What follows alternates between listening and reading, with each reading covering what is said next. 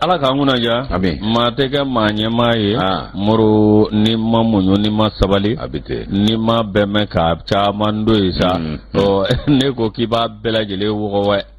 ekiba be wo be ka do nywana atinya abeti do so ne ma nyema gwanzande abeti do so ala ta di bela jele ma na ala di ma moro ka do ka fo ete se fuila wa ete fuyi ma munu be munu nyema olu de be ke nyema e o olu de be se ka o ka do minye ita yaw ni gatla ki bla yaw abeti ne bala ka so nywana ma ala ka mbela jele ku ja moro ki fo ki wala mando aminga kene groupe ne baynu ende sani anaka misro wa ibo bo so mada fa billabe ki ka fugula nun dlan katla ka glognu passé ni al ni poussière ni malaka be tari from so ladri e bulugulu kan mbota wallahi olu de ko ku bantegala golo fe awo do ku te kala ku turala la tige de ni ko abana o ngai fika famu ka kuila ka mu itola ado ka temeika abana note la tige ngo ga chama ya ere kono ko de kacha akacha o de la suru na mago kala ti dwala kuni ma ya kunda na klekele makale na makoro kumbeke mai kunga kumba ya kuntala jana ka kono ko kacha akacha kale na mabisira kale to aga na mayala akanga drabana kamin nyege ma ko ga arama de nyege ba kono sebela muru ala ka nguna ja kuna igo yake mingo fe minye akana di alubu ya gila asafu muru on tay amiye samafu on tay amiye bi foka jago do ala afai dibiko ko na yeche kaka aka madam ne dibi Traoré o ya yere dogo muso ko na yeche kaka deja mfwa dala asna ka foko 3e atiga dere na yali dalida na ka vocabulaire la na e kogo 1 abafu ko 3 4 5 6 7 atiga defo moro de bora ka kuma la peu madame Bamba Fatiga ya gise ini Fati ini sana foka madame ka foka wale mando gise ini gila moro ni ne ga karafe abe mami mbolo bi ye bare ga cote secret aledo bare Traoré ka cote secret yaro kele bane na gani de kelewa ngap mani kuma imba bane note fundeni ngabo bi de sabu afana jodo kuma dola jotiki ga jo jalaki tiki ga jalaki poli ka gele lamne bali amade abana anta jalaki nade abana da ka bulu da su ka bare ga cote secret ifleka bato mangane ifleka lagashi kele mi foni ninde ba du susalo ninde ba du susalo hatto si ado de bro me awagado derani fa no se no marketer ale be réalisation na no bora dengurani fa zedi c'est-à-dire alaka kenya tai ami ne ma fiingo ka bateme ka maria se dro nganta de oya c'est-à-dire doya afalo jeni on va continuer comme ya affaire continuation de no ne kon tew walu kon to ko boli non c'est-à-dire on connaît be report de là parce que be iti kleke ki donya kleke o tikele ko guru mi vla ko la ni out so la de auto isa kabawni no te manu fana ya fe manel kulubali kadi ale ko fuzenta dato alela afana fulani soro kadi tungara bon o ya sɔrɔ zɛdi fɛn fɛn adama jabati jabati fana ye fɛn fɛn bon Vincent Togo a fana ye fɛn fɛn Seydina ye fɛn fɛn ni ne b'a fɛ an b'a fɛ dɔrɔn ka taa fɛ a tɔ fɛn fɛn b'a fɛ bɛɛ k'a fɛ ala ka sɔrɔ moro mantɔrɔsi tɛ yen an bɛ ala tanu marhabani ala ka den ninnu bɛɛ bɔla an ye k'u tɛmɛ u fa n'u baw la ka fa ni baw fana k'u lamɔ dɛ awɔ ala k'u kɛ den barikama a cɛman n'a muso ma barika ka don a la dɔrɔn ni ala ka jɛ ye o kumana an b'u bɛɛ fo ka denbaw yɛrɛ fo ala y'a ta kɛ min ye Baco Kɔnɛ ye ale kɔni ta kɔ seginna an b'a fɔ ko ala k'a falen sima la ni ala ka jɛ ye barika ala ye renouveau a barika ala ye a barika renouveau a barika baarakɛlaw ye a barika ni ala ka jɛ ye Jusu ka bɛɛ fo ka bɛɛ waleɲuman dɔn i y'a fɔ cogo min latigɛ kow ka ca ɲuman man ca maa ɲɛmaaya ka n'i tulo kɛ i k'a dɔn tulo kelen ye i ba i k'a dɔn i tulo kɛ ka sama tulo fara ye a dɔ la i k'a dɔn i mago t'i kɔ kumana tulo fara kɔni ka bon wallahi ni ma ke ta tinya femi ka do jawaru masaye ale latige da ni jogo ina on be masaba intano aka keta bela kene beka wasanga be fanana nanya le tanu ambe rasulu barka da ni ga wala nyumando yusu ne mani kishi bama ala ko jide aka amma saude sarata mbulusa kolini tanu ni wala nyumando o yansi ruwa ambo dawluta ka alibi ala ko bulo kan shuji ankoro ka bana koro bashi ga jide ke lafiya ulla yusu foi kanu soro min bu toro munu bi tienso do de yansi kanyeshi ulu fana mabada bada dali ala kan wo nanga bamba to bela jelenye kanu ba jamaka bismillah faso kono ani faso ko ka jamaka cha okmana begala jele ka foku ni nyanguma ka benu sigiro chugo yawi jenguma kuma so munu ba taga charu ga sigidawla ambo fana no kanu ba bela jele fo ka foko beki bismillah kuna foni tumasira amba wasado fasiri sebon kono kuma ula okone kalmun da babara matrafa ba ko no bla sebe amba kilengelenta ka kilengelenta se ala ka famiyal ko nyuma anoya ka lase ko nyuma nogoya onye ka mabe ka chare shuwa ko latigi niga shujuru tigu ala ko nogoya wiye ka nyema ya so befo ko beki bismillah wati e donta amine eni ka te dire no mba mine nale ni ya mine nale sa mi yi ka do anga malde munu sigile do jamana koka jamana mi mbe wele ko Guinea Equatorial ku yi ka do manya makura sugandi ninga ku ka nyema yi Mohamed Morba ka do nyema ya kalvale flala ni sanduru ko kuma na kaka chesri akola femi ni manda nye sanduru manda manye makura ikado ka fo mi nye shine do maldo mamunu sigile do Guinea Equatorial odu koloka uye ikado onyema ya minasigi Mohamed Morba koro otumana femi ni makufole nye iba ikafo anaka jekulu ulu sugandira munu mbina barake okunu sebedo kado ka fo faso jo bara uma alna ya soro lube jamana koka ku fanaka keta do faso joye oya dalam ne kalaye adama jawate ale kalamunta ninga ankuna fodi ngwe ko toka yusu adama jawate ga fola ako manye makura asigile ntandani ka koni ka do jamakulu de barka dani ku wala nyimando ani ajenya munu be no faso de wara munu be munu nyedda na yata ka nyeshi ale koni ma ka bu barka da u ka dana yala ka do ka fo yemi aleka o kuma ka be malide bela jelefo Guinea Equatorial don tate de malide fefe bi ko ka ga foli beni bela jele mana ke jien fa o fa fe o kuma ku ka anga faranyonga amana ke jien fa o fa fe anga faranyonga malikura ko mi mbolo daledo aga ke friends batilenye ko ambe fedro malide unga faranyonga ka ke kelenye ka kangele mvo o de fanga do ona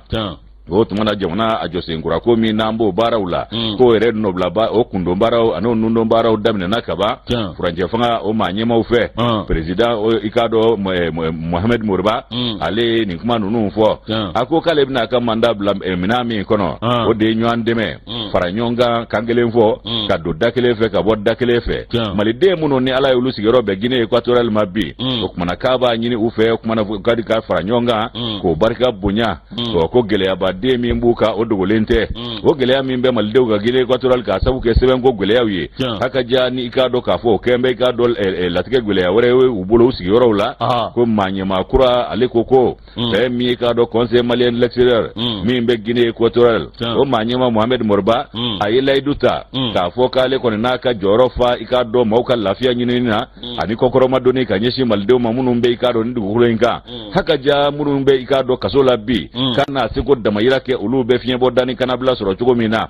temenani kuma ye ayajira ka foka le kam manda intinya abada na jengo manyogo nte wani ikado be mu fara nyonga ka bolo di nyoma ka do dakele fe ka bod dakele fe ikado ko manyema ya bigele ale fana bulo Guinea Equatorial konala akoko fe mi ikado ale be haklina mi nabi sinzi oka o de nyema ya so mi no e ho conseil de malien l'extérieur oka haklina utabulo ka bi sinzi oka ka barake no yi ka nyeshi ikado jamana de ani jamana bela jile kan nafaka ma haka ja fadugu ko de nyana te ko kuma ku be uka ko bo bela jile nyeshi fadugu ofana jidili ko nyoma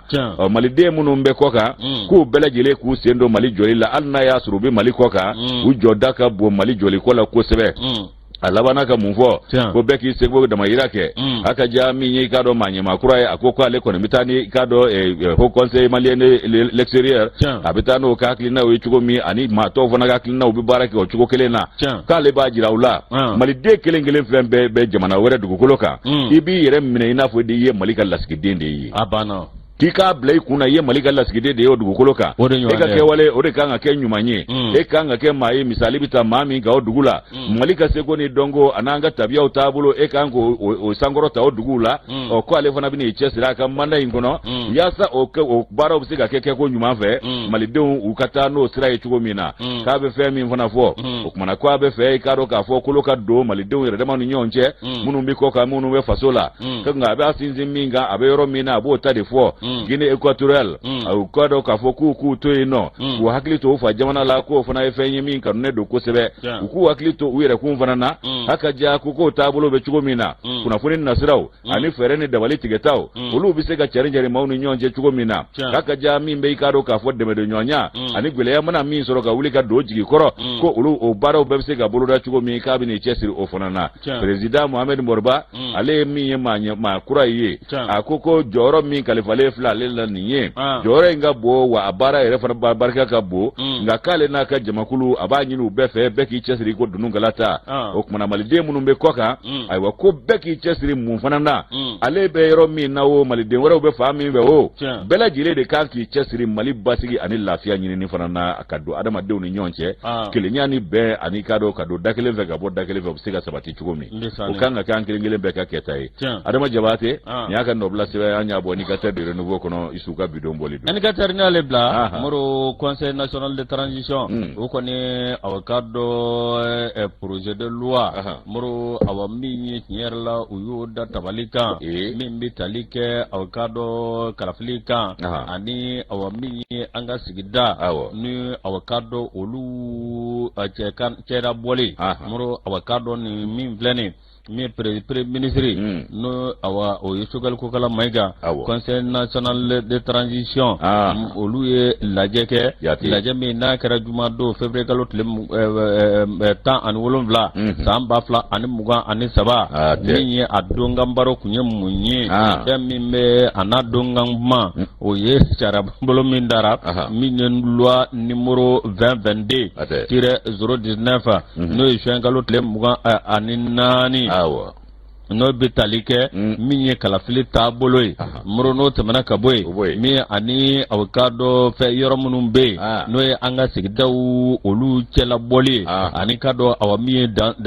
yɔrɔ minnu don olu sinsinni Mali kɔnɔ yan n'o bɔra aw ye sariya bolo ta min bɛ tali kɛ anw ka jamana la n'o ye aw ka dɔn fɛn min bɛ yen n'o ye loi numéro 2012-006 n'o ye janvier kalo tile 23 san 2012 n'o bɛ tali kɛ fɛn min ye aw ka dɔn an ka jamana min ye aw ka dɔn a kɔnɔ koɲɛ bɛɛ lajɛlen min bɛ aw fɛsɛfɛsɛli ko la a n'o taasira baaraw Moro aw ka dɔn n'o ye aw ka dɔn organisation administrative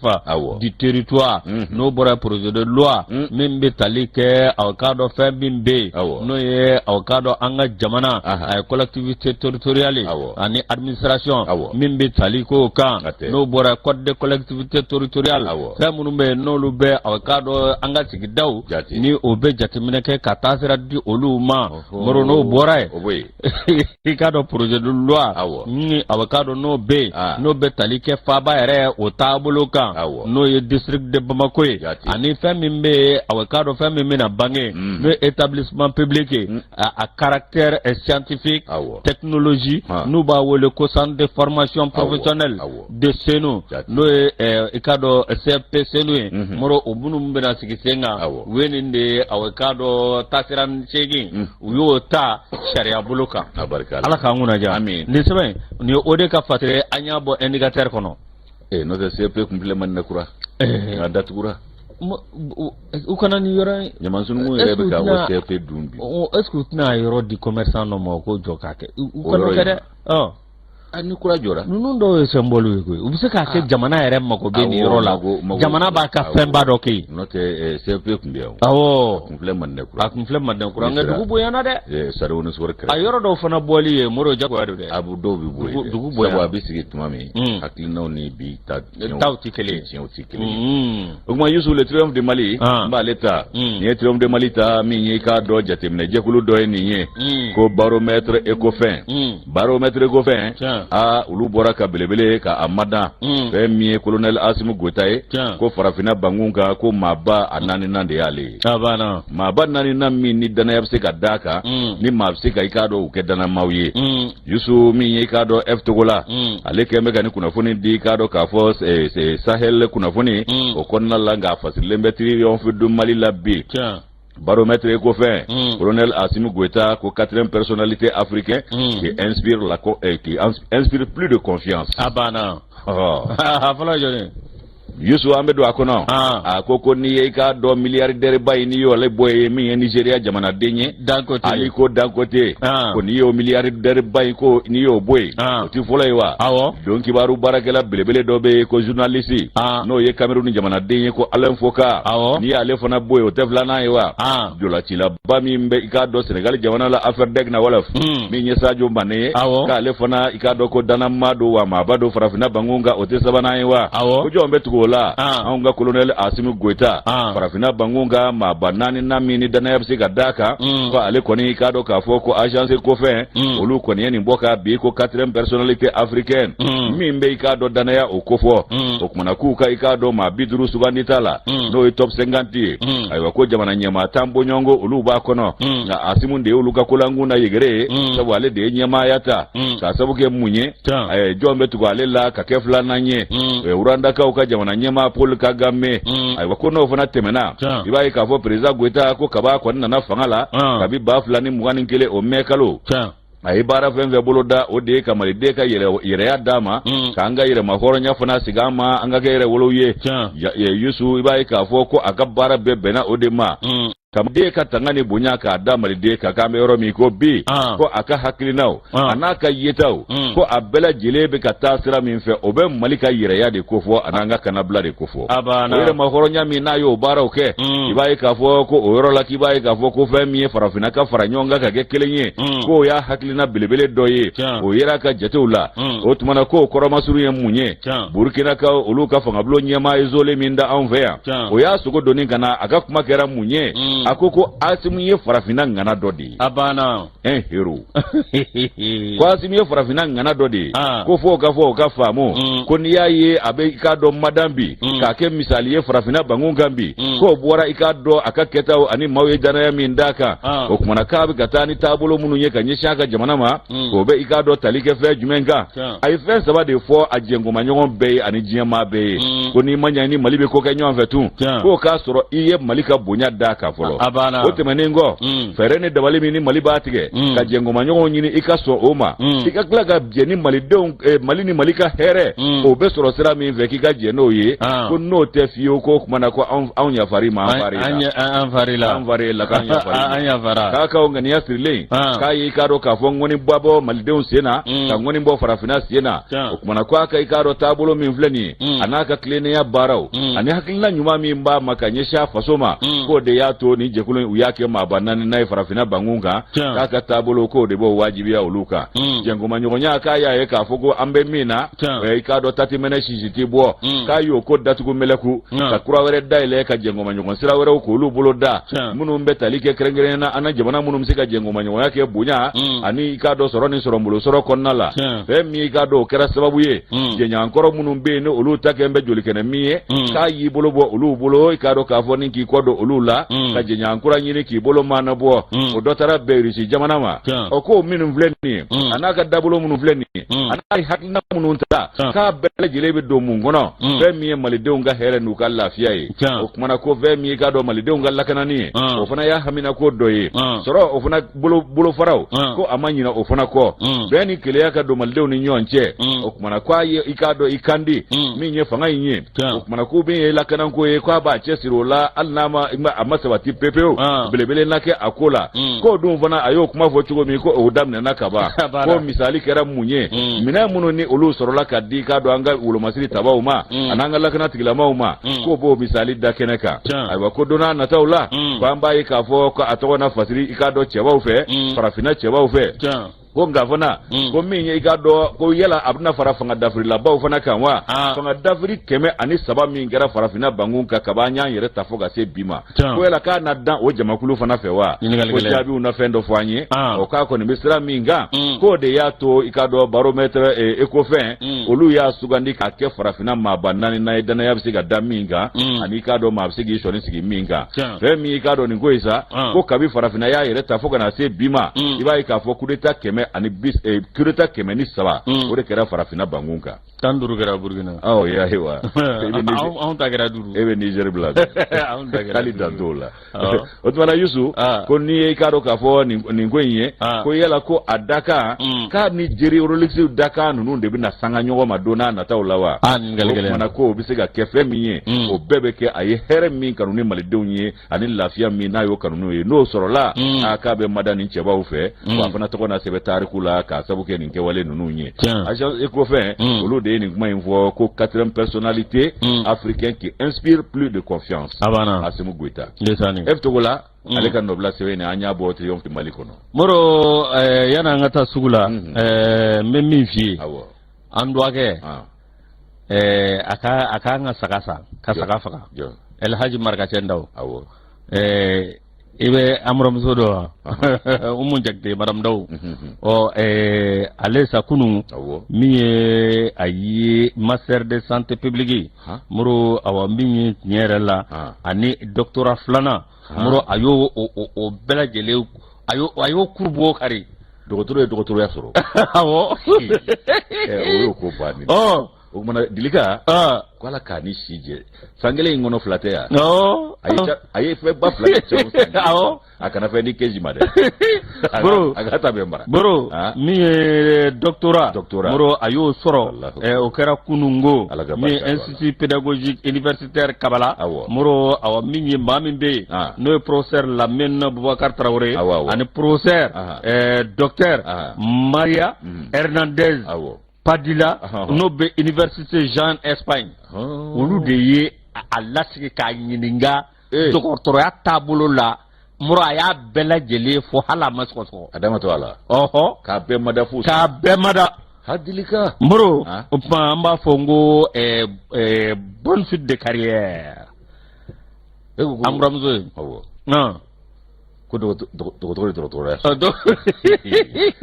ba virani ante mi ni ala tan bay andwake ames saga burte no akango keleningen awoka boisson nyimi ka saga mi El Haji Marga Chendaw ma ba fla charo sangile ngono o teta damu nda sa fa ngani afrique damu ngana ni ke faire lende au plaisir de plaire angata sugula baby babolo amado ya foya majare yo déplacer kato ke nyawli sogo kumune ko la bo mango avana note baby babula amadu ga kumate amagla atara anana sura atara katu afolete ni ya ne korom soche ala loboche afolete Aisha feni ya walla baby babulu te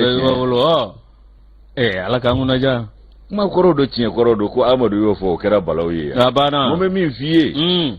ma tono ti jugu fa no ta fati ko ci wallahi ma tono ti jugu ndesani al ni nyana ko to ramuru ni jugu na sonda ila kale talde malila odo jiti ranye ka ntema tema 3e pont fait voilà kana Musa Buguya kabo bako fe medu oke Amadu ay Musa Bugu fara ba makoka wallahi Musa Bugu ngi jate segu de fe sa furu la makere ala ka bura ja bro awa mi gubu ga merci amba fu awa Ablay Maiga ama nyema gatasi Madam Jaloma mi anga chokoroba no amenyaye amba fu fo ya fo kaiba jabate kaka do kanyi ala sona mura mi sebenda okake sebe minambata moyo oye kado aujourd'hui El Haji Abe Asha Abe Aidara muro awamiya alep maneno ambe akmana mami ngambi muro awakado nyera la tanumanga to jurula koy ni mami bara minge muro awakado mami die mama be kate mabali malife muro awami ko jugugelado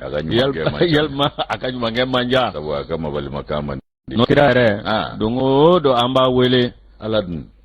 akadi joye gateme alaka wallahi foka foku fenwere kana bato ka faraleka abana ale de katano akam majamu akabatu edungodi moro ni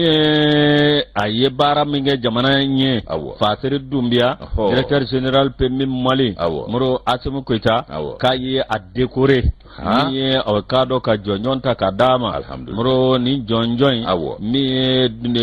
décret mimbe no numéro 2022-0716 mi no kalo tlemga ani saba samba flani muga ani fla moro awkado nyera la mi Fasiri Doumbia directeur général PMI Mali mi awkado Assimi Goïta ka yamaria kono ministre mimbe no ministre de l'économie et des finances o koni awkado mi a décoré ni décoré li PMI Mali ay wuli ka jo minge ana ye bara minge Fasiri Doumbia re ale bangena sa 1962 way do wonte rek no gonte ngoro kadu angoro do atise ka bwal ne rek atise wale da ngam kledu Doumbia do gondo de ni maru ka sira do ando gondo nanyata ni Doumbia ka sira do ando gondo nanyata droit de nesife ando de kana kere moro 1962 Fasiri Doumbia a bangena ola minye awkado adona ena dafe 1986 moro awani oye DESSI moro ani audit international control 1992 mi aye DESSI soro aye DESSI soro mi awkado no ye affaires et fiscalité 2009 master en audit expertise comptable 2014 professeur université mi ayoke santa an wolonvla Fasiri Doumbia mi awkado abe cours di audit comptable la mi audit comptable et financier procédure de gestion audit stratégique audit opérationnel, audit de la sécurité informatique, audit des projets de développement et ONG, contrôle de gestion. Moro Akara auditeur interne, mi secrétaire exécutif au Conseil national de lutte contre le sida, coordinateur résident pour expertise France du projet de renforcement des corps contrôle en Guinée, contrôleur administratif et financier du programme d'appui aux collectivités décentralisées. Moro, pour un développement participatif.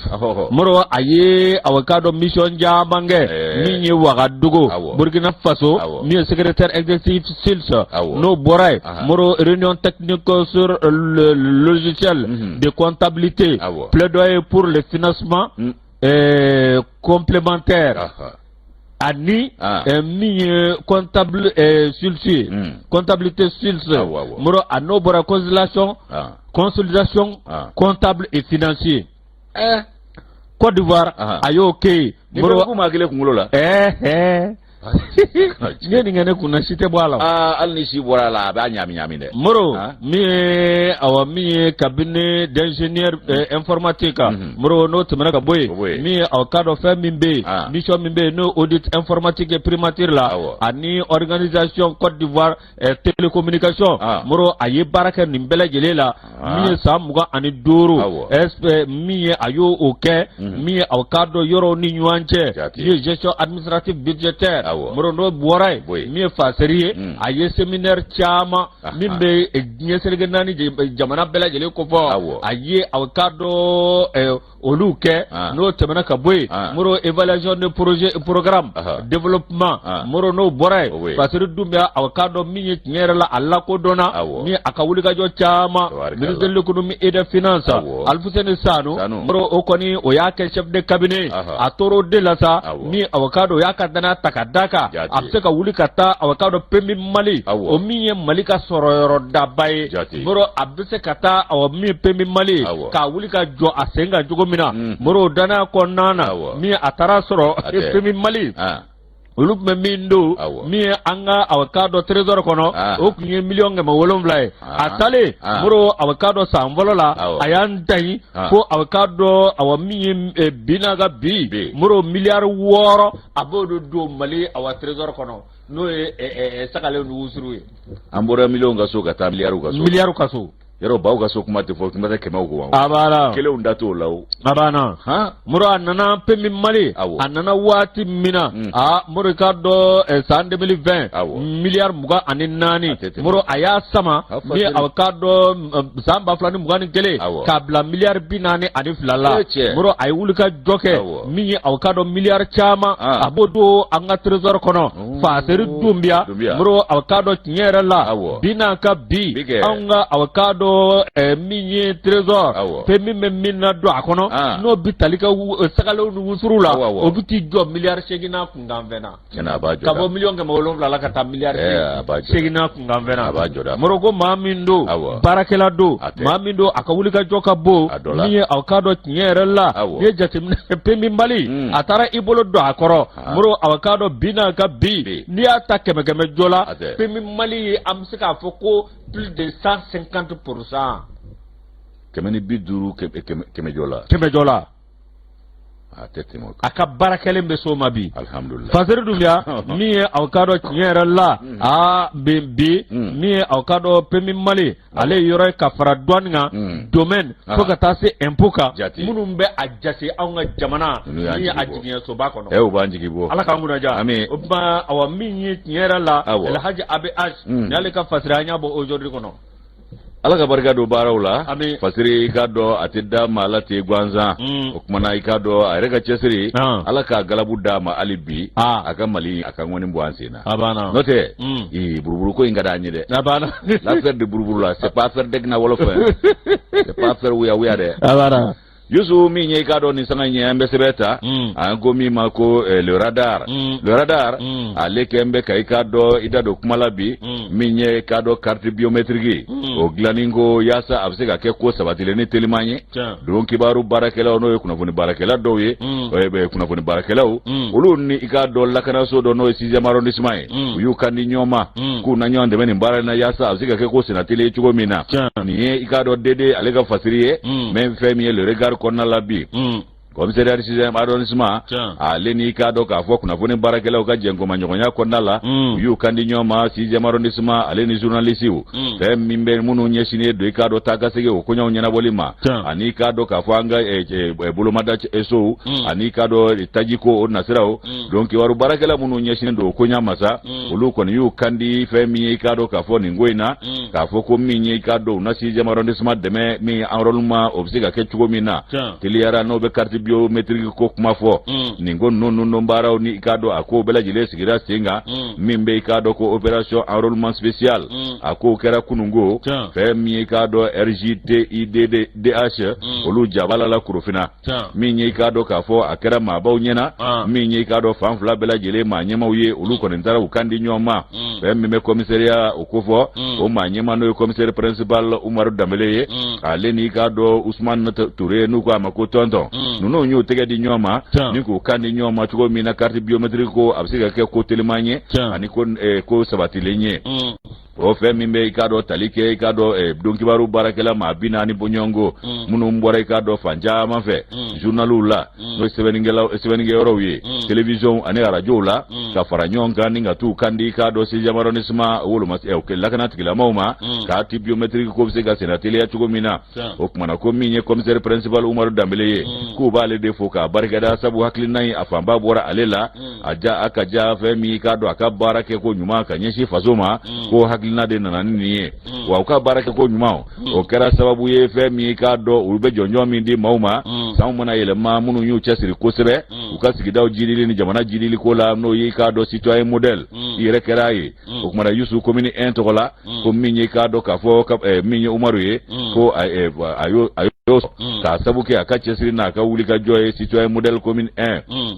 wa Touré ale kumana akoko ikado dabele min fleni kwa joro bonyana ko sebe fe mimbe ikado lakana ngo anu ikado wolo masi tabaw ka jidili ko fo no we lakana tigila ma ko fo ka joro bonyana wala ko sebe police national ko konna la ko kumana ku ka bara we fe minye o de ikado mani funga buguna tige sebe ulu glaniye waka be dabele kuna ka fo ko mali de bela jire na kaka ni shi ko ni seda santa ani shegi na kaba e ko ni ikado buguna tige sebe o soroli kaka wa fana ga chesiri ka nye ɲɛsinen de o de ma o kumana ko min y'i k'a dɔn maa ɲɛmaw ye minnu ɲɛsinen don ni enrôlement spécial ko in ma carte biométrique ko o kumana ko fɛn min ye ka tɛmɛ kunnafonidilaw olu n'u ka kunnafoni carini fɛɛrɛw ka tɛmɛ o fɛ sa a k'u y'a ye k'a fɔ nimisa ko ni min b'a la dɔɔni ko jama fanba ko o tɛ k'a sɔrɔ joona wa ko u sɛnɛ ka suma dɔɔni o kumana ko waati bolodalen dun bɛ ka sɛnsɛn ka na maa kana filɛ k'a ka jan fɔlɔ nka a se man go fana koyi fɛn min ye marisi kalo tile 31 ye a bilalen don k'a ko bɛ kɛ ka taa kuncɛ o de la